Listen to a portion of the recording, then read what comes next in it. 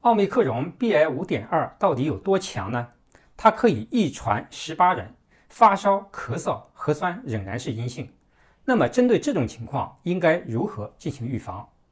朋友们好，我是心血管汤医生。奥密克戎 BA.5.2 变异毒株又有新的特点。最近呢，国内部分地区的奥密克戎疫情让防控工作难度进一步增加。根据浙江金华发布的消息，本轮浙江疫情感染者数量较多，多数集中在义乌市。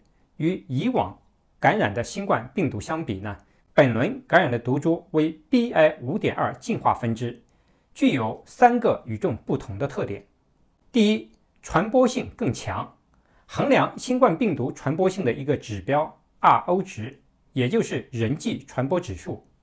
RO 值越大，说明传播性越强。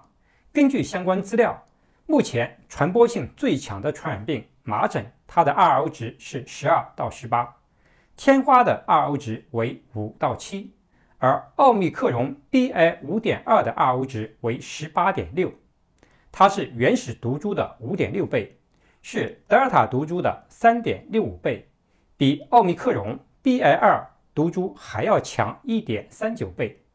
也就是说，在没有防护的情况下，一个 BA.5.2 感染者它能够传给18个人。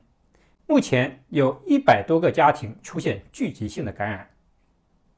第二，病毒隐匿性更强，因为很多感染者被发现时仍然处于无症状状态，即使有的患者出现了发烧、咳嗽、咽痛等症状，核酸检测却仍为阴性，会误以为感冒等，加重隐匿性传播的风险。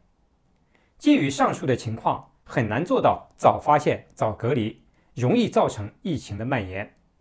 第三，病毒更新换代更快。本轮疫情中 BA.5.2 毒株的代间距短，平均只有2到3天，部分病例甚至1天传1代，短暂的6天之内出现了5代病例。针对以上的新特点，如何才能更加有效地阻断新冠肺炎的传播呢？首先，防控意识要放在第一位。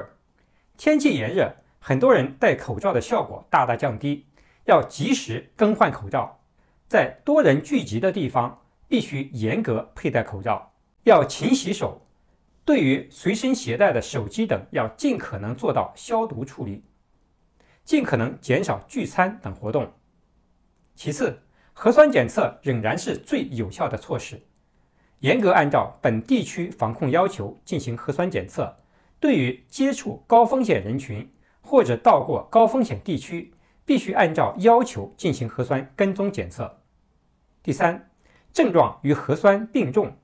如果有疑似症状，像咳嗽、发烧、咽痛等症状，千万不要自以为是感冒而忽视，一定要多次进行核酸检测，并且做好隔离，直到症状缓解。